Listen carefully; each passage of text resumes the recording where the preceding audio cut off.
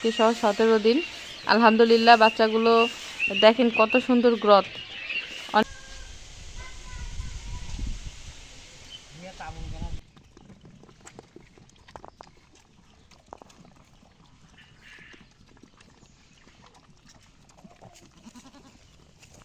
আসসালামু আলাইকুম, good morning বন্ধুরা। তো কী অবস্থা সবার? আশা করি সবাই ভালো আছেন, সুস্থ আছেন। আমি এই যে দেখেন, মনটাই আমার হঠাৎ করে যে কী বাহানা ধরে আর কি যে না ধরে। মনে হইলো যে জ্বালা ভুট্টা এনে একটা পুরি খাই। আমার কিন্তু পোড়া ভুট্টা খুবই ভালো লাগে, এই যে এরকম জ্বালা ভুট্টা। তো গেলাম আর কি, যেগুলা সামনের ভুট্টা ক্ষেতগুলা, ওগুলাতে গেলাম। তা এমন একটা ভুট্টা হাতে পাইলাম, ওই দেখেন আশামণি মোচ ছিড়াইতেছে, তরকারি রান্না করবে। তো এমন একটা ভুট্টা পাইলাম, এই যে ভুট্টার অবস্থা কি, না ওটা থাক, ভুট্টার স্বাস্থ্যই নাই। এইটাই আর কি, এখন নিয়ে যাই। আশাকে বলবো, আশা এখন ওটা পুড়ে দিবে এখন। আর কয়দিন থেকে বৃষ্টি হচ্ছে, অবস্থাই শেষ। দেখে ছাগলগুলোর স্বাস্থ্য শুকাচ্ছে কেন জানি, মানে বৃষ্টি হলে একটু ছাগলের স্বাস্থ্য শুকায় যায়। ছাগলগুলো দেখেন আমার কি অবস্থা হয়ে গেছে। তার উপরে এত ব্যস্ত, একটু যত্নও নিতে পারতেছি না। আর ঘাসের জমিটাতে তো মনে করেন মরিচ চাষ করছি, আর ঘাসও নাই এখন। এদিকে ভুট্টার পাতা ছেড়ে এনে দিচ্ছে, ঘাস নাই, কিছু নাই। আর সবাই এত ব্যস্ত। আর আমার আম্মা গেছে মেয়ের বাড়িতে, জামাইয়ের বাড়িতে গেছে, বড় মেয়ের বাড়িতে গেছে। ছাগল মানে একদম শেষ হয়ে গেছে। তো ছাগল কিন্তু অল্প কয়েকটা ছাগল, 10টা ছাগল মাত্র। এই জন্যে আর কি ঘাসগুলা আমরা তুলে ফেলছি। দেখো কতগুলো মরিচ নিল। দেখছিস বাড়ির জিনিসের কি একটা মানে কত সুন্দর না, একদম বাড়ির তাজা টাটকা মরিচ। এগুলাতে একটা আবার তৃপ্তি আছে, শান্তি পাওয়া যায়। এই একটা কাঁঠাল নাকি, আমাদের গাছে কাঁঠাল ধরছে, এই যে দেখেন। আমাদের এই যে এই গাছের এই কাঁঠালগুলা এত মিষ্টি, আর দেরিতে পাকে একদম। সবার যখন সব কাঁঠাল শেষ হয়ে যায়, নমল কাঁঠাল আমরা যখন খাবো তখন ভিডিও করে দেখাবো আপনাদেরকে। আশামণি বললো ওই দেখাবে, ওই দেখাবে আপনাদেরকে, তখন দেখিয়েন। আমাদের এই কাঁঠাল কিন্তু দারুণ মিষ্টি, দারুণ। আর আশামণি কিন্তু খুব কাঁঠাল খায়। একটা কাঁঠাল আজ তো 2টা কাঁঠাল খেয়ে ফেলে একেবারেই। কি হয় না, আমাদের এই ছাগলের বাচ্চা হবে আলহামদুলিল্লাহ, খুব তাড়াতাড়ি বাচ্চা হবে। এই দেখেন, খা। ওরে বাবা, ওরে বাবা, ওরে বাবা রে, মানে একদম মুড়ায় ধরতেছে, কি খাইতেছে দেখেন। আমাদের এই ছাগলের বাচ্চা হবে খুব তাড়াতাড়ি। আর একটা গুড নিউজ আপনাদেরকে দিতে চাই, সেটা আমাদের গরুটা 2 মাসের গাভীন হয়ে গেছে আলহামদুলিল্লাহ। এই যে একটা বাছুর, এই যে দেখেন বাছুরটা 1 বছরে কত বড় হয়ে গেছে। এই বাছুরটার বয়স কিন্তু 1 বছর। হ্যাঁ আয়, আলহামদুলিল্লাহ আল্লাহ তাআলার রহমতে আবারও গরুটা 2 মাসের গাভীন, ভীষণ ভালো লাগতেছে। এইবার গরুটা বীজ দিয়েছিলাম, বীজ ভরাইছি। আর এর আগের বার এটা গরু আড়িয়া দিয়ে হয়েছিল আর কি।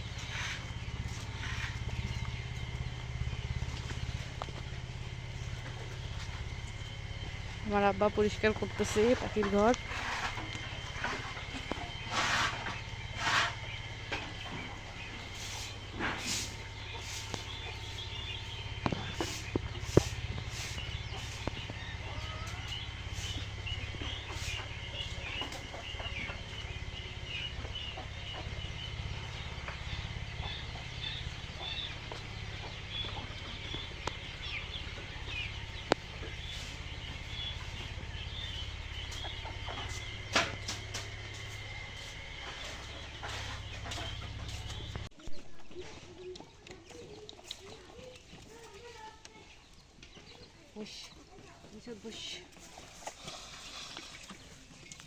তো বন্ধুরা আবারও যুক্ত হয়ে গেলাম।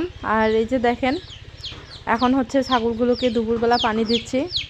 আর একটু ভালো করে খেয়াল করবেন পানিগুলো দিকে, মানে পানিগুলোর দিকে দেখেন ধোয়া উঠতেছে কিন্তু এখনও। তো আজকে হচ্ছে সকালবেলা খুব বৃষ্টি হয়েছে। আর শুধু আজকে না, গত কয়েকদিন থেকে এইভাবে বৃষ্টি হচ্ছে।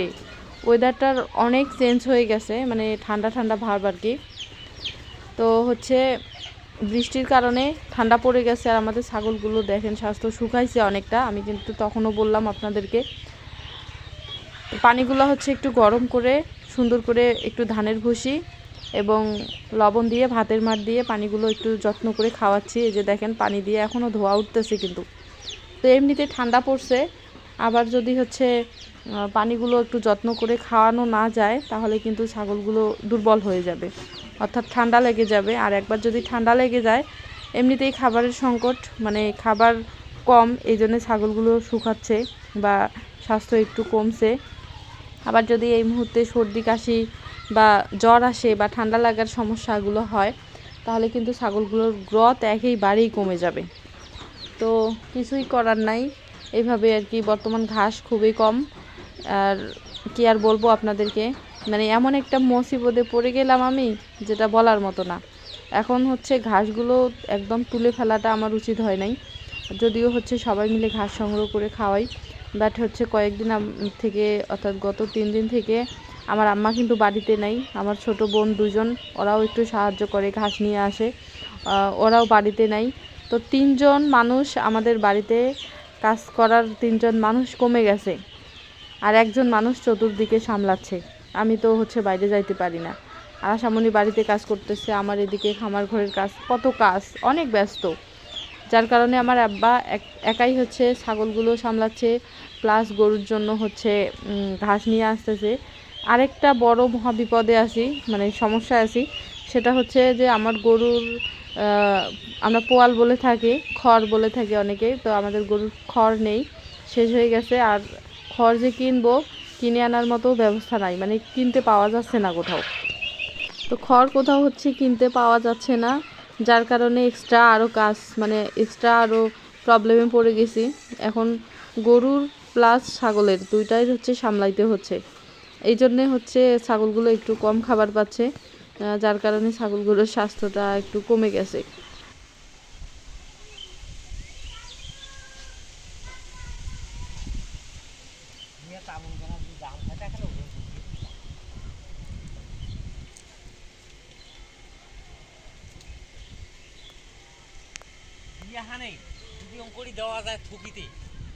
তো বিকেলবেলা পাখির ঘরে এদিকে হচ্ছে একটু আসলাম, খাবার দিয়ে দিব। এখন কিন্তু 4টা বাজে।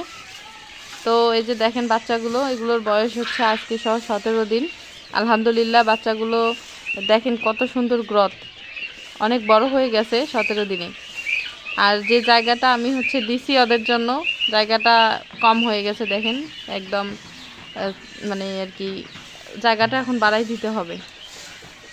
আর পুরা ঘরে দেখেন পাখিগুলোর কি একটা অবস্থা, পুরা ঘরেই হচ্ছে ওরা কিভাবে বিরাজ করতেছে। আর এগুলা তো এখন উঠতে পারে, উড়ে উড়ে বের হয়ে যাচ্ছে। আর পাখিগুলোর কেন জানি হচ্ছে এত তাড়াতাড়ি এই যে লোমগুলো ঝরে যাচ্ছে। আমার এই পাখিগুলার দেখতেছি জিঙ্কের অভাব, প্রচুর জিঙ্কের অভাব।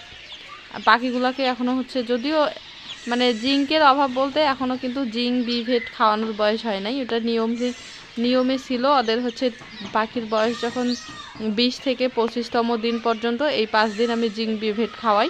তো এটাই হচ্ছে আমার রুটিন আর কি। আমি এদের কিন্তু রুটিন অনুযায়ী খাবার দিয়ে থাকি, ওষুধ দিয়ে থাকি।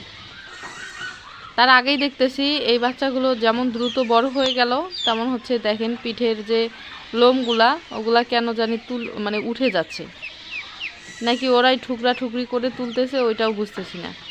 আবার ফের এই পাশে যে পাখিগুলা, এই যে এই পাখিগুলা হচ্ছে 2-1টা করে ডিম দিচ্ছে। এই যে নিচে ওই ঘিরার ভিতরের পাখিগুলা 2-1টা করে ডিম দিচ্ছে। ওগুলার বয়স কিন্তু মনে করেন ডিমের বয়স হয়ে গেছে।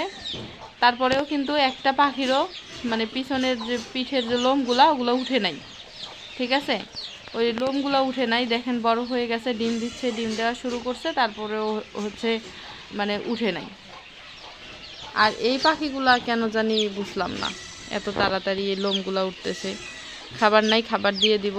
নতুন বস্তা খুলাবো আমি, এই যে নতুন বস্তা খুলতে হবে। পুরা ঘরে পাখিগুলা হচ্ছে কিভাবে বেরাইতেছে দেখেন কিভাবে। তো এই যে একটা সমস্যা ছিল, এই যে দেখেন জিআই তারের যে বেড়াটা, এই জিআই তারের বেড়া যদি আমি হচ্ছে নিচে এই সেফটি নেট হিসেবে এই নেটটা না দিতাম, এই যে নেটটা যদি এভাবে না দিতাম আমি, তাহলে এই ছোটো বাচ্চাগুলা কিন্তু বের হয়ে যেত।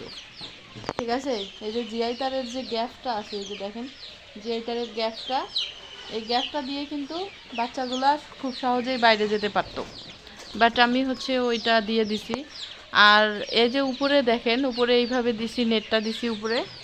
তো উপরে নেটটা দেওয়ার কারণ হচ্ছে ওই যে দেখেন টিনের যে ওই বাতাগুলো, অর্থাৎ গ্যাসটা আছে মাঝখান থেকে, ওই যে গ্যাসটা, ওই গ্যাসটা দিয়ে কিন্তু এই পাখিগুলো নিমেষেই উড়ে বের হয়ে যাইতে পারবে। যার কারণে একদম হচ্ছে বাতার সাথে আমি হচ্ছে ওগুলো ব্রেক দিয়ে একদম মেরে দিছি, বন্ধ করে দিছি, আটকে দিছি, যার কারণে হচ্ছে পাখিগুলো আর উপর দিয়ে উড়ে যাইতে পারবে না, এবং হচ্ছে এই যে নিচ দিয়েও বের হয়ে যাইতে পারবে না। তো এটা কিন্তু পাখির ঘর, কাজগুলো এভাবেই আর কি করতে হয়। তো একটু আগে কিন্তু আমার আব্বা আসছিল পরিষ্কার করানোর জন্য, হ্যাঁ আপনারা দেখছিলেন, শেয়ার করছিলাম আপনাদের সাথে। তো হয়তো এই দরজাটা খুলে দিয়ে এভাবে রেখে গেছে, এই যে দেখেন এই যে খুলে আছে, এদিক দিয়ে কতগুলো পাখি বের হয়ে গেছে। তো এখন এই পাখিগুলোকে ধরতে হবে দেখেন। আর এই পাখিগুলা এত খচ্চর, কি বলবো আপনাদেরকে, প্রচুর খচ্চর, মানে ধরাই যায় না, এত দৌড় মারে, মারাত্মক দৌড়ায়। তো বসে আছি, ভাবলাম যে আপনাদের সাথে একটু শেয়ার করি। তো প্রথমে আমি এই হচ্ছে বস্তা খুলে পাখিগুলোকে খাবার দেই, খাঁচার পাখিগুলোকে খাবার দেব, তারপর হচ্ছে পাখিগুলোকে আমি ধরবো। আর এদিকে অলরেডি অনেক ডিম দিয়ে দিছে, দেখেন ডিম দিয়ে দিছে অলরেডি অনেক, দেখা যাচ্ছে না কিন্তু খাঁচার ভিতরে ডিমগুলো। তো যাই হোক বন্ধুরা, যে যেখান থেকে আমার ভিডিওটি সম্পূর্ণ করলেন সবাইকে অসংখ্য ধন্যবাদ জানাচ্ছি। আর আমার চ্যানেলের পক্ষ থেকে আপনাদেরকে একটা হচ্ছে ধন্যবাদ জানাই, বিশেষ মানে কি আর বলবো, স্পেশাল ধন্যবাদ, যেটা আপনারা হচ্ছে আমাকে সাপোর্ট করে এই পর্যন্ত নিয়ে আসলেন। তো সত্যি আমি হচ্ছে আপনাদেরকে ধন্যবাদ জানাচ্ছি, একদম মন থেকে ধন্যবাদ জানাচ্ছি। তো ভিডিওটি কেমন লাগলো কমেন্টের মাধ্যমে জানাবেন। যদিও ব্যস্ততার কারণে ভালোভাবে কাজ করতে পারতেছি না, তারপরেও হচ্ছে আপনাদের সাথে একটু মানে যেভাবে হোক, যেমন হোক তেমন হোক আর কি শেয়ার করতেছি। তো সবাই ভালো থাকবেন, সুস্থ থাকবেন, দেখা হচ্ছে আবারও পরের ভিডিওতে। আল্লাহ হাফেজ।